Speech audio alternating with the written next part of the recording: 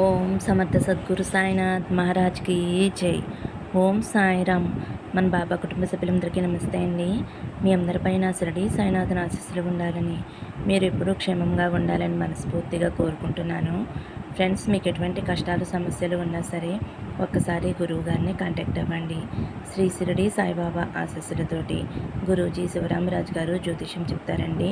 Phone number వచ్చేసి 9110577660.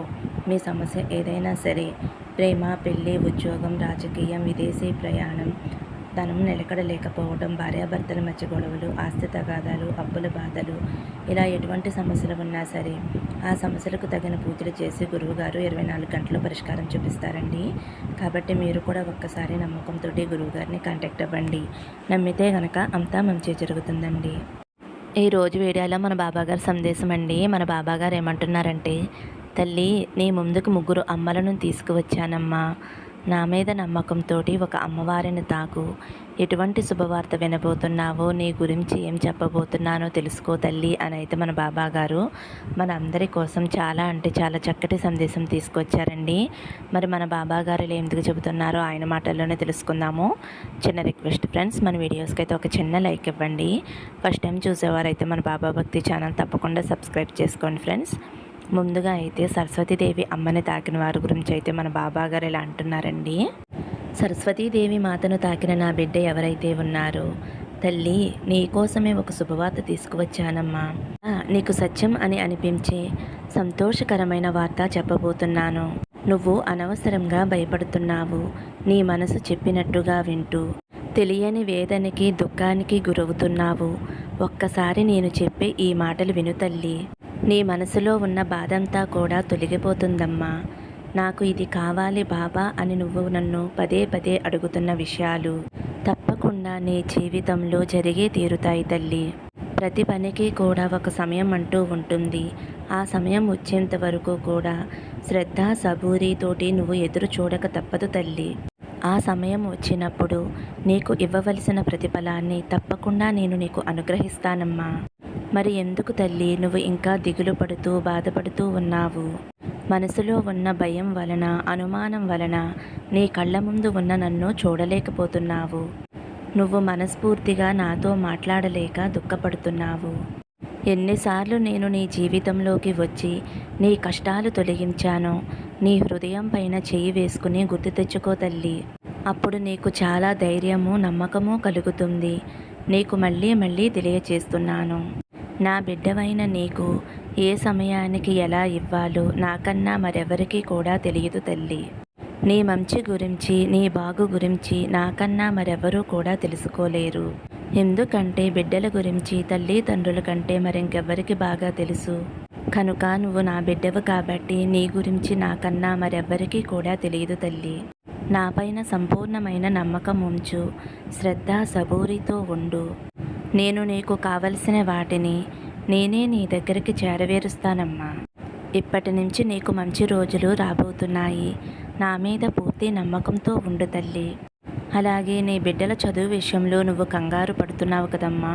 వాళ్ళు ఎలా చదువుతారో, ఎటువంటి ర్యాంకులు తెచ్చుకుంటారో, మంచి మార్కులు రావాలి అని ఎంతో ఆశతో ఎదురు చూస్తూ ఉన్నావు కదా తల్లి.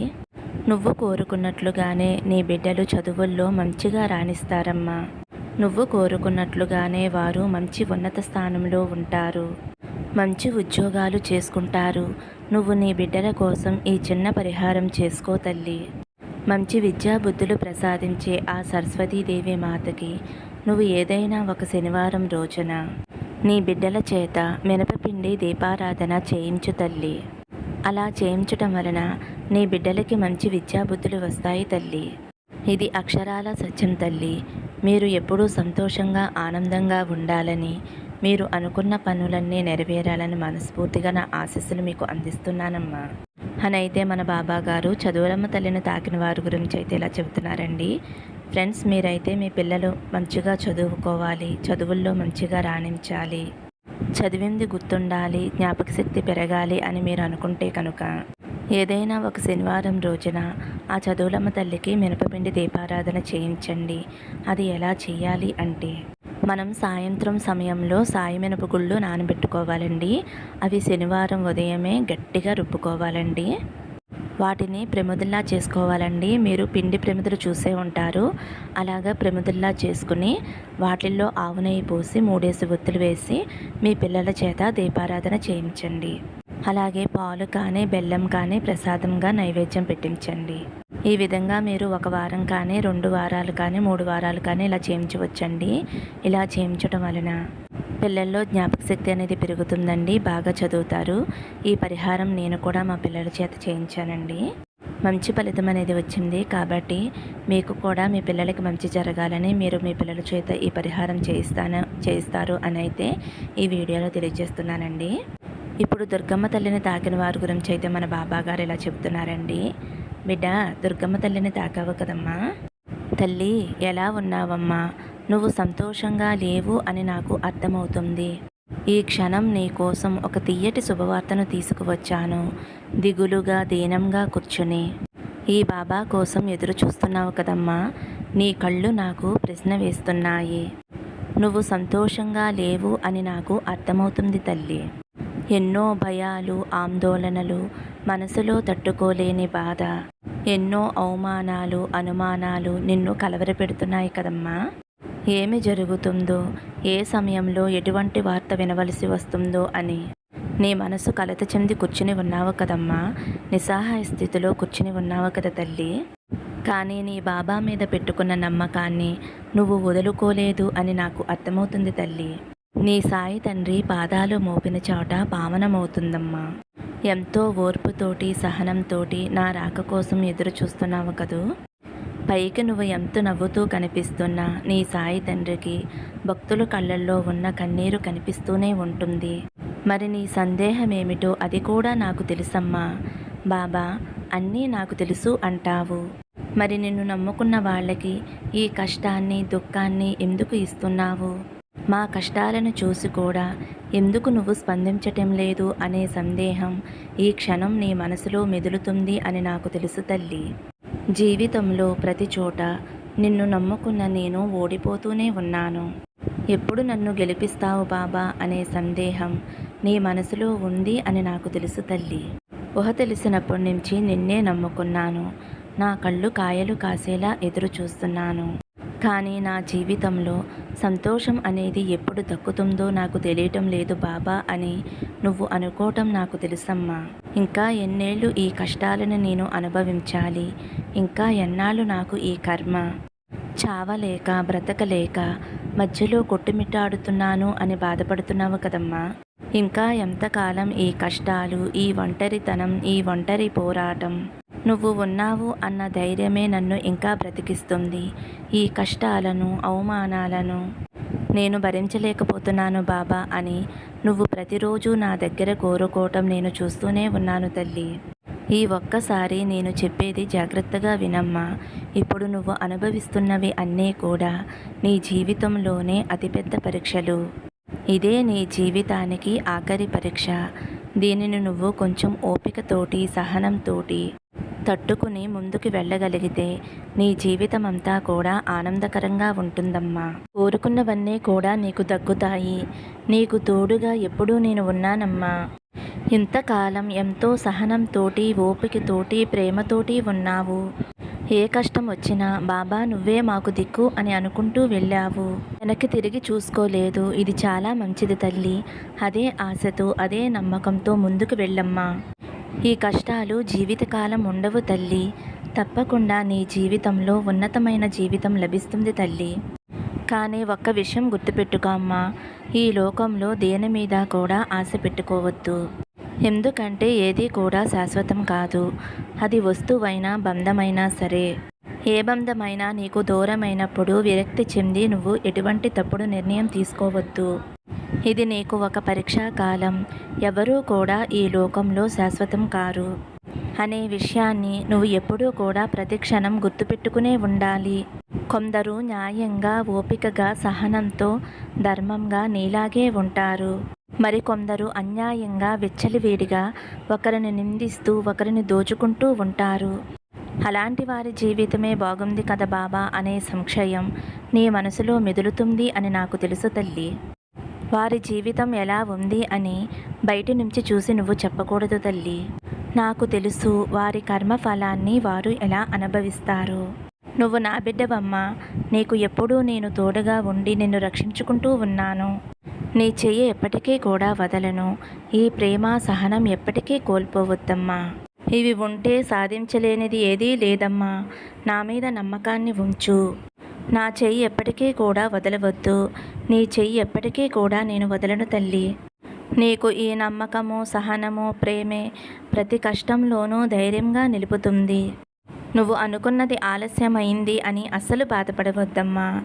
నీకు మోసం చేసిన వారికి కూడా మంచి జరగాలి అని కోరుకుంటావు. నీ మంచి మనసే నీకు శ్రీరామ రక్షమ్మ. నీ మంచి మనసే నీ దగ్గరికి నన్ను చేర్చింది తల్లి. నీకు మరింత దగ్గరయ్యాను. బాబాని నువ్వు నమ్మటం కాదు తల్లి, నేనే నిన్ను నా దగ్గరికి చేర్చుకున్నానమ్మా. ఇన్ని అవమానాలు ఎదురవుతున్నాయి, ఇంకా ఎన్ని అవమానాలు భరించాలి బాబా అని నువ్వు ప్రతిరోజు కూడా నా దగ్గర మొరపెట్టుకుంటున్నావు కదమ్మా.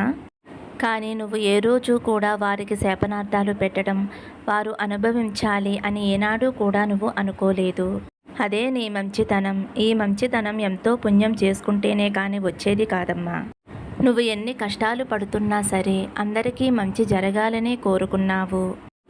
నా కష్టం వేరే ఒకరికి రావాలి అని ఏ రోజు కూడా నువ్వు అనుకోలేదు. నిన్ను మోసం చేసిన వారినైనా సరే, అవమానించిన వారినైనా సరే అందరూ మంచిగానే ఉండాలి అని అనుకున్నావు. అదే నీ మంచితనం తల్లి.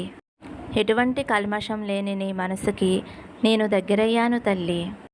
చీకటిలో నుంచి వెలుగులోకి వచ్చే సమయం వచ్చేసిందమ్మా.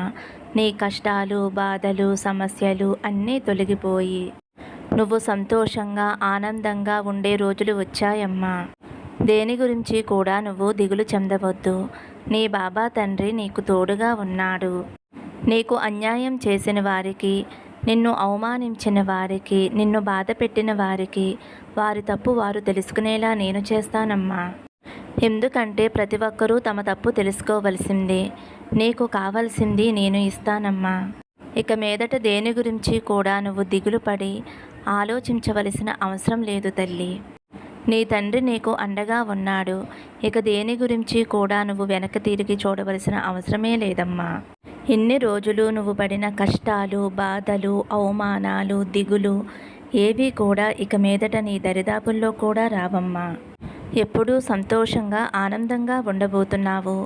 నువ్వు కోరుకున్న జీవితం నీకు దక్కబోతుంది తల్లి. నేను నీతో పాటుగా ఉండి నీ ఆనందకరమైన జీవితాన్ని చూసి నేను సంతోషించాలి అని అనుకుంటున్నాను తల్లి. ఈ తండ్రి నీతో ఉండగా ఇంకా దిగులెందుకమ్మా. నీకు ఆనందకరమైన సంతోషాన్ని తీసుకువచ్చాను. నీకోసమే తీసుకువచ్చాను. నీ మంచి మనసుకు మెచ్చి నువ్వు కోరుకున్న సంతోషాలన్నీ నీ జీవితంలో ప్రసాదిస్తున్నాను తల్లి అని అయితే మన బాబా గారు దుర్గమ్మ తల్లిని తాకిన వారి గురించి అయితే ఇలా చెబుతున్నారండి. ఇప్పుడు లక్ష్మీదేవి అమ్మవారిని తాకిన వారి గురించి అయితే మన బాబా గారు ఇలా అంటున్నారు. తల్లి, నువ్వు అస్సలు బాధపడవద్దమ్మా. నీకు మంచి వార్త చెప్పటానికే నీ వద్దకు వచ్చాను. నీ కోసం అక్షయ పాత్రను తీసుకువచ్చాను. నీకు ఇచ్చే పాత్ర నిండుగా ఉంటుంది. నీకైనది జవిరి జవిరి ఇవ్వటానికి నా ఖజానా నిండి ఉంది తల్లి. కాలం ఎక్కడా కూడా ఆగిపోకుండా జరిగిపోతూనే ఉంది.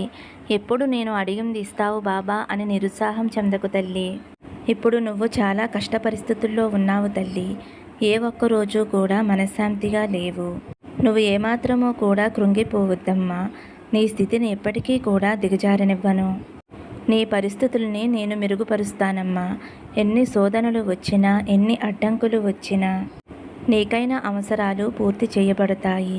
దేనికి కూడా కొరత లేకుండా చేస్తానమ్మా. ఇదే కదా నన్ను నా దగ్గర అడిగావు. ఇదే కదా నా దగ్గర 2 చేతులు జోడించి నన్ను ప్రార్థించావు. ఒకటి గుర్తుంచుకో అమ్మా, నా బిడ్డలకు ఎప్పుడూ కూడా నేను ఎటువంటి కట్టుబాట్లు పెట్టను. నువ్వు నన్ను ఏదైనా అడగవచ్చు తల్లి. అధికారంతో నా బిడ్డ ఏదైనా నన్ను అడగవచ్చు. నువ్వు కోరింది నెరవేర్చే బాధ్యత నా మీద ఉంది తల్లి. కాబట్టి ఏదైనా సరే ఎటువంటి భయం లేకుండా నన్ను అధికారంగా అడిగమ్మా. నా బిడ్డ అడిగింది ఏదీ కూడా లేదు అని చెప్పను. ఎప్పుడూ నా వాకిలి తెరిచే ఉంచుతానమ్మా. ఎప్పుడైనా నా వద్దకు రావచ్చు, ఎప్పుడైనా నన్ను అడగవచ్చు. నువ్వు అడిగింది ఇవ్వటానికి నేను సిద్ధంగా ఉన్నాను తల్లి. నీకు ముందే చెప్పాను కదమ్మా, నేను నీ వద్దకి ఒక అక్షయ పాత్రతో వచ్చాను. నువ్వు తీసుకునే కొద్దీ నువ్వు అడిగింది కోరింది వస్తూనే ఉంటాయి. నువ్వు ఏది అడిగినా సరే తప్పకుండా ఇస్తానమ్మా. ఏదీ కూడా అయిపోలేదమ్మా. నీకైన జీవితం, నీకైన మంచి కాలం తప్పకుండా నీకోసం వస్తుంది. నీకైన సంతోషాలు నిండుగా నీ జీవితంలో ఉన్నాయి. అంతా అయిపోయింది అని ఎప్పుడూ కూడా బాధపడవద్దమ్మా. చుక్కలన్నీ కలిపితేనే కదమ్మా ఒక ముగ్గు అవుతుంది. కాలం దైవం కలిసి వస్తేనే నీ జీవితం అందంగా మారుతుంది. ఎంతో విలువైన అక్షయ పాత్ర నీకోసమే తీసుకువచ్చాను కదమ్మా. నీ చేతులు ఎప్పుడూ కూడా ఒట్టి చేతులుగా ఉంచను తల్లి. నీ చేతులు నిండుగా నింపటానికే నీ బాబా తండ్రి నీతో ఉన్నది. అవును తల్లి, నీ చేతులు నిండబోతున్నాయి. నీ చేతి నిండా నిధులను నింపబోతున్నాను. ఆ నిధి ఉట్టి డబ్బు మాత్రమే కాదు, బంధం, ప్రేమ, ఆప్యాయత, సంతోషం, ఆనందం, నీకు పుట్టబోయే పేగుబంధం కావచ్చు, నువ్వు కష్టపడే జీతం, ఆదాయం ఏదైనా కావచ్చు తల్లి. నీ ఒట్టి చేతులు నిండుగా ఉండటం మాత్రం ఖచ్చితంగా జరుగుతుంది తల్లి. ఇదిగో తల్లి, నీ సాయి తండ్రి లక్ష్మీ పాత్ర నీతో ఉండగా నీకు ఎటువంటి లోటు ఉండదమ్మా. నీ పాత్ర ఎప్పుడూ నిండే ఉంటుంది. నీ జీవితంలో నీకు కావలసినవన్నీ కూడా నిండుగానే ఉంటాయి తల్లి. నీ జీవితంలో ఎటువంటి కొరత లేకుండా సంతోషంతో నిండి ఉంటుందమ్మా. అన్నీ అందుకుని అష్టైశ్వర్యాలతో, ఆయురారోగ్యాలతో, సిరి సంపదలతో నిండుకొండగా సంతోషంగా ఉంటావమ్మా. మంగళకరమైన జీవితాన్ని నువ్వు అందుకోబోతున్నావమ్మా. శోధనలన్నీ కూడా మటుమాయమైపోయి సంతోషకరమైన సుఖాన్ని అనుభవించబోతున్నావు. దిగులు పడకుండా ఉండు తల్లి. నీ సాయి తండ్రి నీతోనే ఉన్నాడమ్మా. అక్షయ పాత్ర లాంటి నీ బాబా తండ్రి నీతో ఉండగా నీకు ఎటువంటి దిగులు, భయము ఎందుకు తల్లి? నీకు నా అనుగ్రహంతో పాటు లక్ష్మీదేవి అమ్మవారి అనుగ్రహం కూడా నీకు ఎల్లప్పుడూ పుష్కలంగా నీకు, నీ కుటుంబానికి ఉంటుంది తల్లి. నా ఆశీస్సులు నీకు ఎప్పుడూ ఉంటాయి. నీ జీవితం ఆనందకరంగా మారబోతుంది. నా మీద నమ్మకంతో ధైర్యంగా, సంతోషంగా ఉండు తల్లి అని అయితే మన బాబా గారు లక్ష్మీదేవి అమ్మవారిని తాకిన వారి గురించి అయితే ఇలా చెబుతున్నారండి. ఫ్రెండ్స్, ఈరోజైతే మన బాబా గారు ముగ్గురు అమ్మల్ని తాకిన వారి గురించి అయితే చాలా అంటే చాలా మంచి సందేశం అందించారు కదండి. ఈ సందేశం మీ అందరికీ కూడా నచ్చింది అనుకుంటున్నాను ఫ్రెండ్స్. నచ్చితే ఒక చిన్న లైక్ ఇవ్వండి. శ్రద్ధ సబూరి అని కామెంట్ చేయండి. సర్వే జన సుఖినో భవంతు. సమస్తం సద్గురు సాయినాథార్పణమస్తు. శుభం భవతు. జై సాయిరామ్.